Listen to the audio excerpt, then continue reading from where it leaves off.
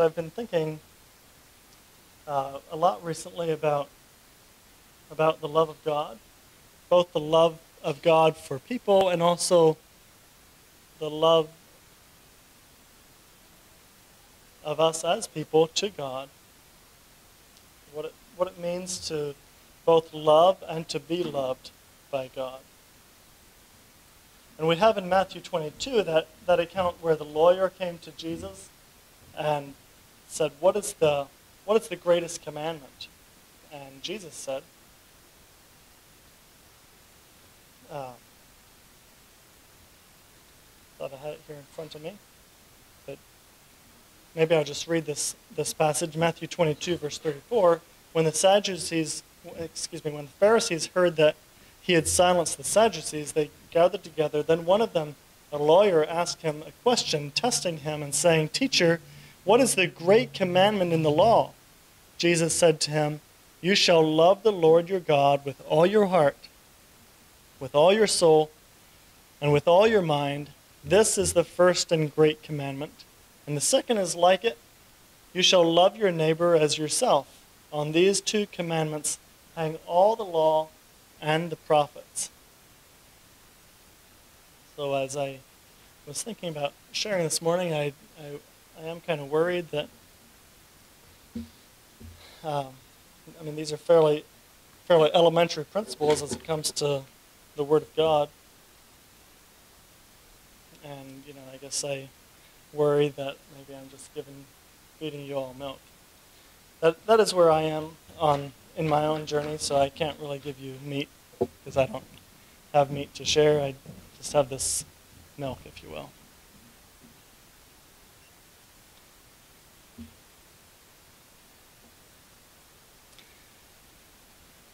So Jesus considered the love for God as being number one, and the love for our neighbor as ourselves to be second, to be number two.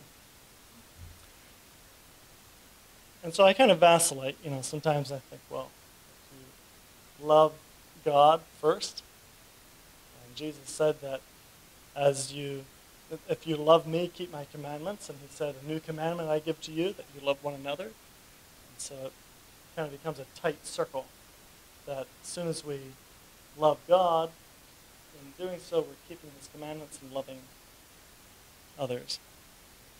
So in that sense, it's like I said, it's a tight circle that we can't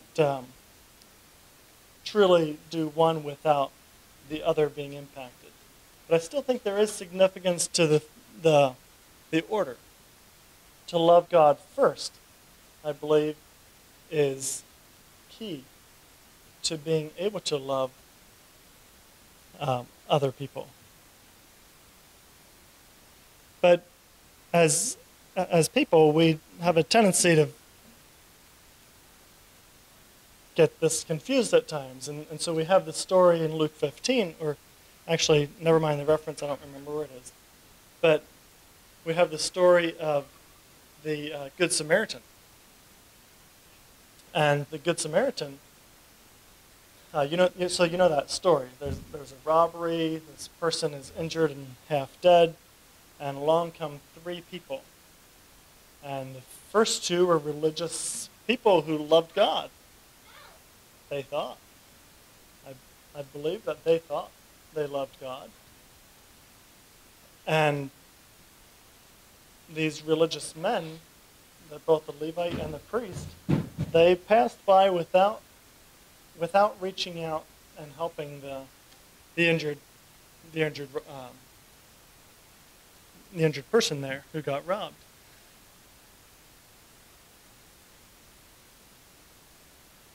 Did they love God first? They were no doubt going up to Jerusalem. They were going up to Jerusalem, and it's reasonable to think that they were going up to do religious duty in the temple. And in doing so, they're not to defile themselves with blood and whatnot. So they're maybe being obedient. So that's kind of how these things can kind of trick us sometimes. And so we need a little help to see how does the love of God actually flesh out. Another example of this would be that sometimes people would take a principle like the love of God, and it's has a particular definition in their mind, like it means a certain thing to them, and they will take that and extrapolate it across all moral boundaries, and say, well, you cannot call out such and such a sin, because that wouldn't be the loving thing to do. And how to understand these kind of things. I'd like us to turn to 1 John chapter 5.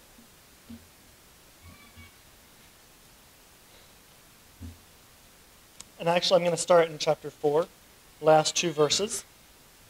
So 1 John chapter 4, verse 20. If someone says, I love God, and hates his brother, he is a liar. For he who does not love his brother, whom he has seen, how can he love God whom he has not seen? And this commandment we have from him, that he who loves God must love his brother also. Whoever believes that Jesus is the Christ is born of God. And everyone who loves him who begot also loves him who is begotten of him. By this we know that we love the children of God when we love God and keep his commandments. For this is the love of God, that we keep his commandments, and his commandments are not burdensome. For whatever is born of God overcomes the world. And this is the victory that has overcome the world, our faith. Who is he who overcomes the world but he who believes that Jesus is the Son of God? I'm going to just stop right there. So in the last two verses of chapter 4, I think that John is tying this together really tightly, that if we profess to love God but we hate our brother, that we're lying. Because the love of God will produce this outcome, that we have love for others. And to come to grips with this can be difficult, but we would do ourselves a service, I believe, Christians in general. But I say this for myself, that, we would do ourselves a service if we would reckon with this, that if there is not a love for my brothers, I don't love God. And if we can reckon with that, then we kind of also know what we need to do to fix it. How can we love other people if we do not have a proper love for God? And that ties into the whole discussion which I've shared about on Wednesday night and some other times too, about sanctifying God in our hearts. And so if we have a bad view of God, it's going to be nigh impossible to embrace him and to love him deeply. And where the love for God is deficient, the love for our brother will be too. So I think that to get this order right is important. I think it is helpful to know that love of God is first. We'll figure out the loving brothers next, but let's get the love of God squared away first. And I believe that when we have that, then the love for one another is then I think there's actually a fertile ground for love of our brother to grow out of. That's how I would see it now. So John, he's pretty black and white, and sometimes I love that, and other times it hits me like a rock. But it helps to helps to qualify things. So in verse 1 of chapter 5,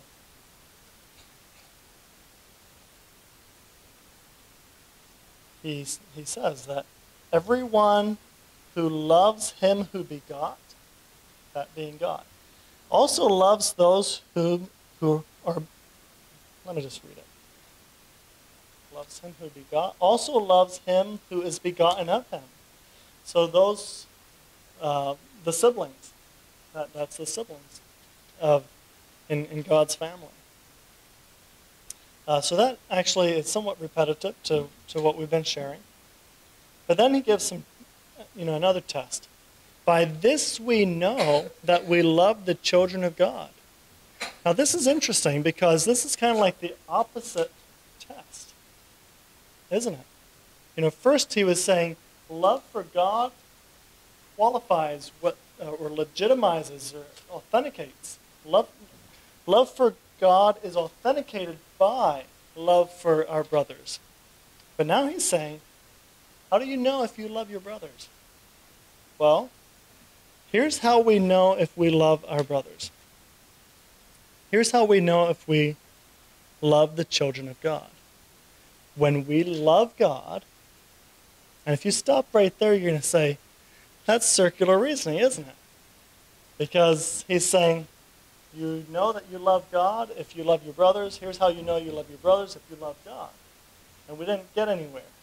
Like that just made a full circle. But here's an interesting thought. How do we know if we're loving somebody? Like, if I'm driving the road from Jericho to Jerusalem, how do I know if I am loving somebody?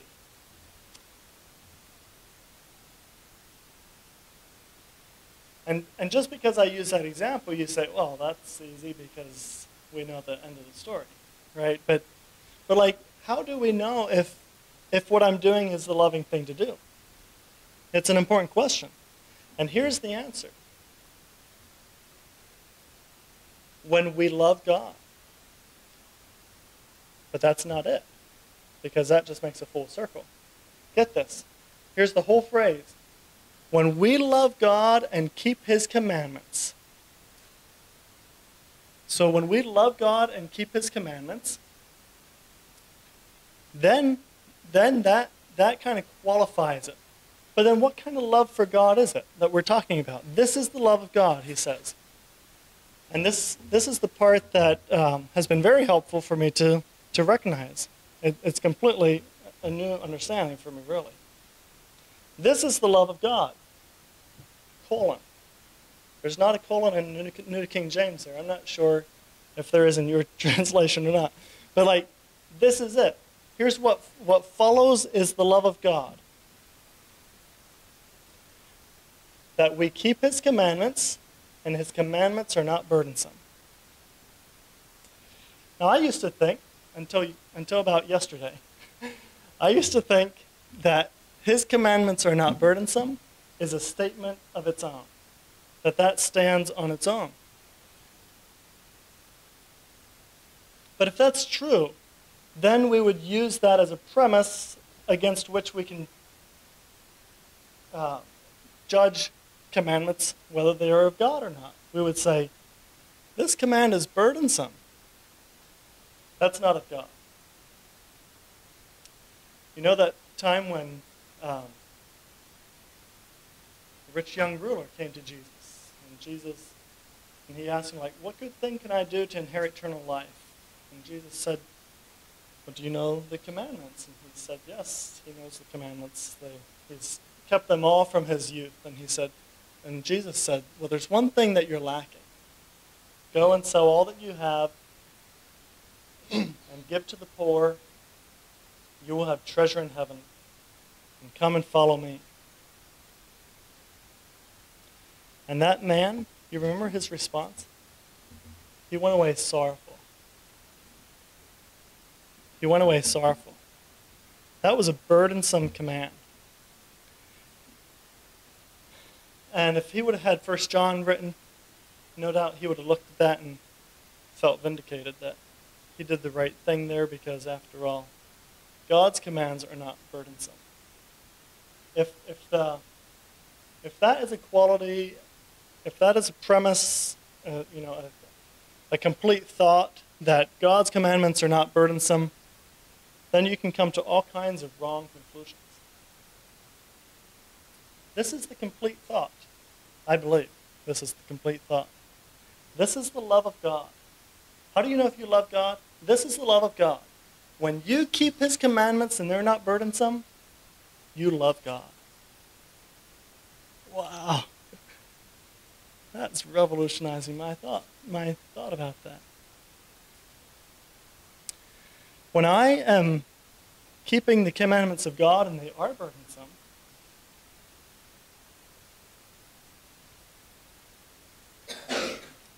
that's not the love of God. This, in logic, I think this would be called, a biconditional. Right? There's two conditions that both need to be true.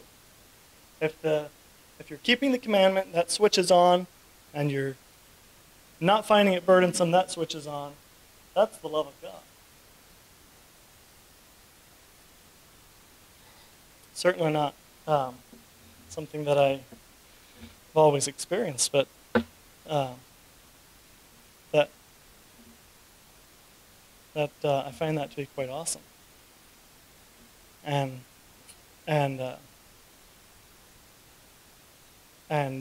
maybe, well, hopefully I hope that in my own life that can serve as a legitimate gauge. Like if I am feeling burdened by the constraints of duty, and I need to obey the commandments of God, but it's a heavy weight. I know what I need to work on. That's not the love of God. I need to love God first. Okay, so running that in reverse. So now we understand that loving God is keeping His commandments without that feeling of that burdensome feeling. That's the love of God. And when you are there, you know that you love your brothers as well. That you love the children of God. Verse 2.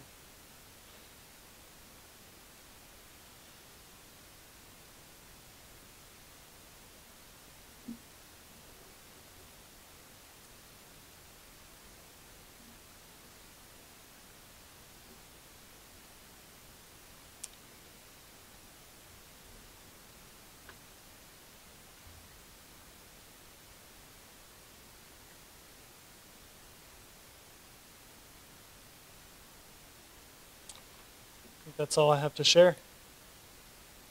That's all I have somewhat prepared to share, I should say. It's a really big topic, and there are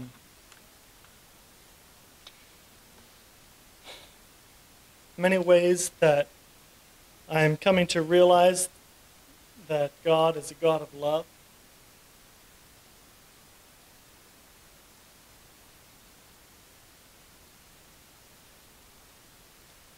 And it's something that I'm becoming passionate about because I realize the bad perspectives of my own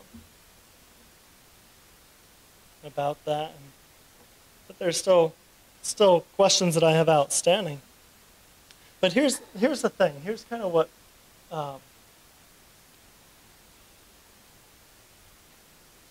what concerns me a lot, and that is that in the age in which we live, we have many people who profess atheism, and there's one outspoken atheist by the name of Richard Dawkins. No doubt you've heard the name. He wrote the book The God Delusion,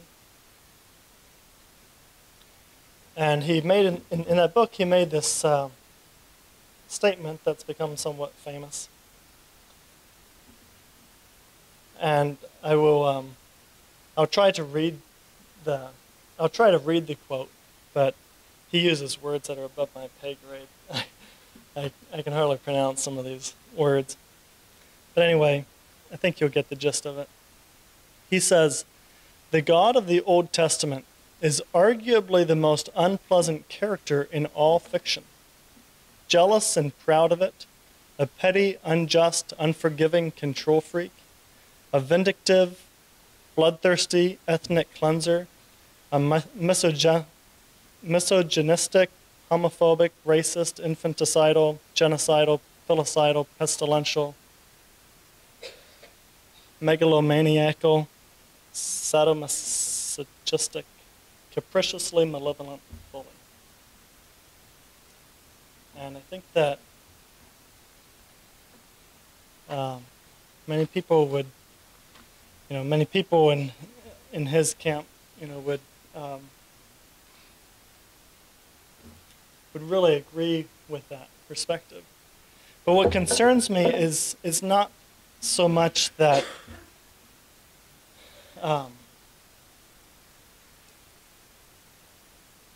let me just say it this way. While we find something like this offensive and blasphemous, I think it's sobering to consider the possibility that Richard Dawkins is not describing the God of the Old Testament, but rather that he's describing the God of Christian doctrine.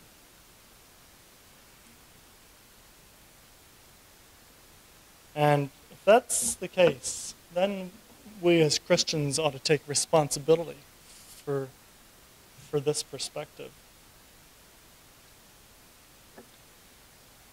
And so when I think about that, it ignites more passion in me to have a correct understanding of who God is.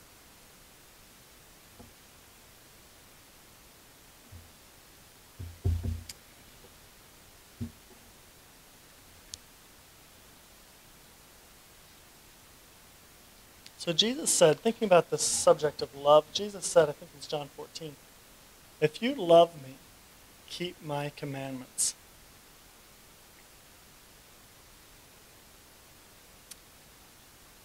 What a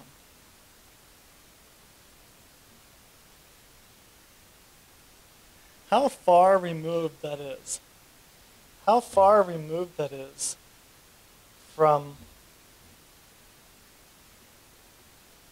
being an unforgiving control freak or a capriciously malevolent bully.